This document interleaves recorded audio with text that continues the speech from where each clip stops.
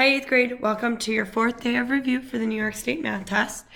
We will start where we left off with number 43. Two photographers offer different pricing plans for their services. The graph below models the prices photographer A charges. The table below shows the prices photographer B charges. Each photographer charges a one-time equipment fee and an hourly rate. Which statement about the two pricing plans is true? So photographer A starts at $25. That is their equipment fee. So that is $25. In 1 hour, the price goes up $25. So they also charge you $25 an hour. Photographer B to go from 80 to 110, that's $30 in 2 hours. So his rate is $15 an hour. And if we do $15 an hour and subtract 30, that would tell us how much he charged at 0 hours, which would be the equipment fee. So that's $50. So the equipment fee for photographer B is $50. So photographer A charges $15 more per hour than photographer B.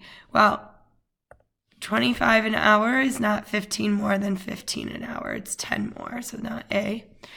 Photographer B charges $15 more per hour than photographer A. No, that's not true. Photographer A charges more. Photographer A's equipment fee is $25 less than photographer B. That is true. $25 and $50. 25 is 25 less than 50, but let's check D just in case. Photographer B's equipment fee is $25 less than photographer A. No, that's not true. It's more. All right, number 44. Acute triangle ABC is rotated about a point and then dilated by a scale factor of 1/2 to produce A prime, B prime, C prime. Which statement correctly compares A prime, B prime, C prime to ABC? The angle measures and the side lengths are half the size of those. So the size, yes, is different, but the angle measures do not change when you dilate. The angle measures of A prime, B prime, C prime are the same of ABC, but the side lengths of A prime, B prime, C prime are half the size. That is true. The angle measures of A prime, B prime, C prime are the same as those of ABC, but the side lengths are twice the size. No, it's dilated by 1/2, so it gets smaller. The angle measures of A prime, B prime, C prime depend on the angle of rotation. No, they do not change even though you rotate it. Which expression is equivalent to 4.5 times 10 to the second plus 6 times 10 to the third and written in scientific notation? Remember, when we add, we cannot have different exponents. So we always go with the smaller one. So we're going to leave 4.5 times 10 to the second. And we're going to add 6.0 times 10 times 10 to the second. Because this is like 10 to the first. And 10 to the first, oh, that's not what I wanted. I wanted to highlight. 10 to the first times 10 to the second will still give you this 10 to the third. So now I'm going to leave my 4.5 times 10 to the second and do 6.0 times 10, which is 60, and bring down the 10 to the second.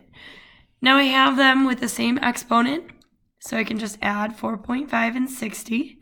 So that gives us 64.5 times 10 to the second, which would be, move it over twice, 6,450. Put it back into scientific notation, 6.45 times 10 to the third power. C. Number 46. The points 2, -2, and -413 lie on the graph of a linear function of x. Which point also lies on the graph of this function? So I need to find out what is the line between these 2 points. So first I'm going to find the slope. So remember, m equals y2 minus y1 over x2 minus x1. So we're going to do 13 minus -2 over -4 minus 2. minus negative turns into plus positive. So that's 15 over negative 6, which reduces to, if we divide by 3, 5 over negative 2. So remember, the equation of a line is y equals mx plus b.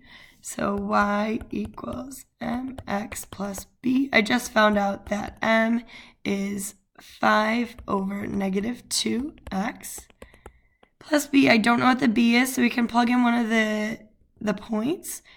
So negative 2 equals 5 over negative 2 times 2 plus b. So we can solve for b.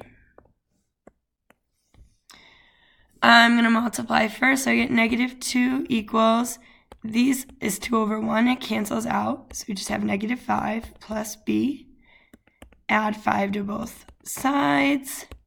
And b equals 3.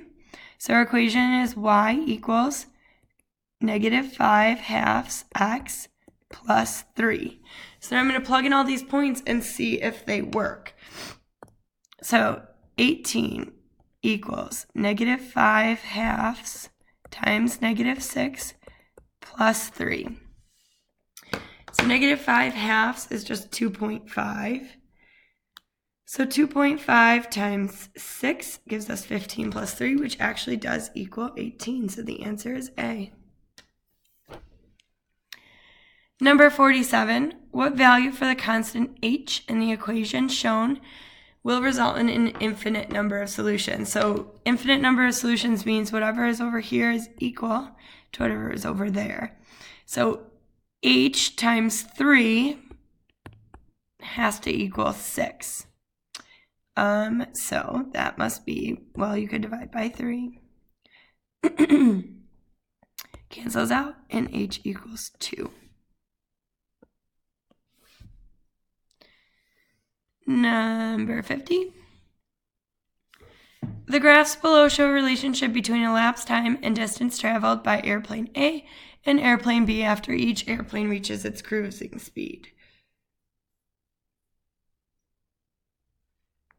Airplane C is traveling at a different cruising speed. The equation y equals 27 over 6x can be used to determine y, the number of miles traveled by airplane C in x minutes. Which statement accurately compares the cruising speed of airplane C to A and B? So the cruising speed of A doesn't ever really hit a good point. Let's do, I think it's 5. I would say that's 5. So this is 5 miles in 1 minute. This one is 4 miles in 1 minute. And this is 7 miles in 6 minutes. So if you do 27 divided by 6, that's 4.5 miles in 1 minute. So the cruising speed of airplane C is less than both A and B. That's not true because it's not less than B. Cruising speed of airplane C is greater than the cruising speeds of both A and B. That's not true because it is not more than airplane A. The cruising speed of airplane C is greater than the cruising speed of airplane A. Nope, it is less. 4.5 is less than 5. The cruising speed of airplane C is less than A and greater than B. That is true. It is 4.5 is less than 5 and greater than 4. Number 51. 2 transformations are performed on a figure with a coordinate plane. First transformation is a translation 8 units left. Which second transformation will result in an image that is similar to but not congruent? So if it's similar but not congruent, we need to change the size. So that is a dilation. So I'm going to cross off A and B.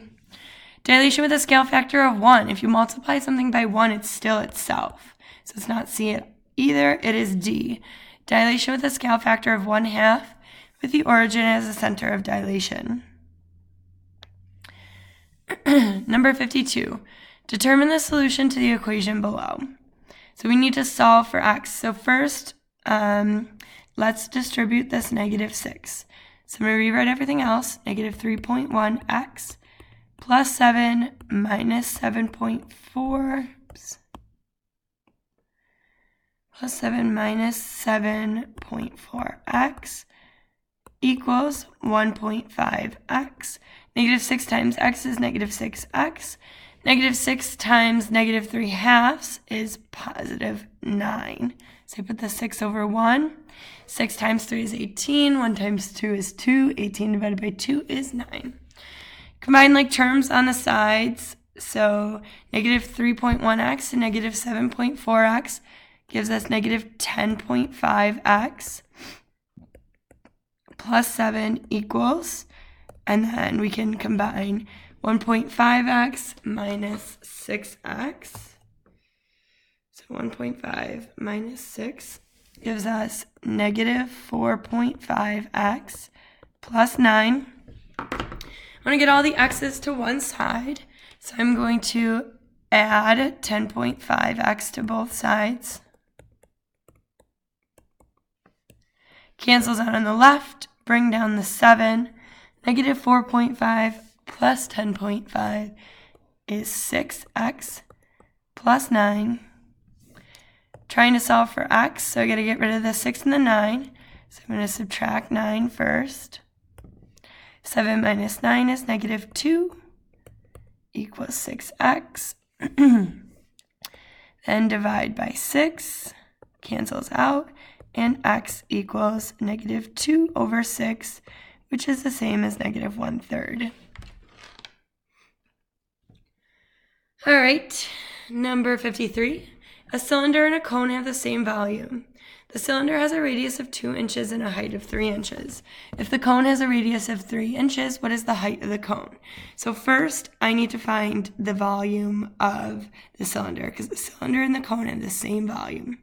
So volume of the cylinder is pi r squared h, and it said pi, the radius is 2 squared, and the height is 3. So volume equals, I'm going to leave pi, we do our exponents. 2 squared is 4 times 3, so the volume of the cylinder is 12 pi. And they say the volume of the cylinder and the cone are the same. So volume of a cone is 1/3 pi r squared h. So if the volumes are the same, I can plug in 12 pi for the volume equals 1/3 pi. They tell us the radius is 3 squared, and we're trying to find the height. So I'm going to do my exponent first, so rewrite everything else. 12 pi equals 1/3 pi times 9 h. Then multiply, so keep 12 pi equals 1/3 times 9 over 1. 9 times 1 is 9, 3 times 1 is 3, 9 over 3 equals 3 pi h. We can divide both sides by pi, because then they'll cancel out on both sides. And we get 12 equals 3h. To solve for h, divide by 3. So the height of the cone is 4. Okay, 8th grade, that is all we have time for today. I hope you're enjoying your break, and you will hear from me tomorrow. Have a great day.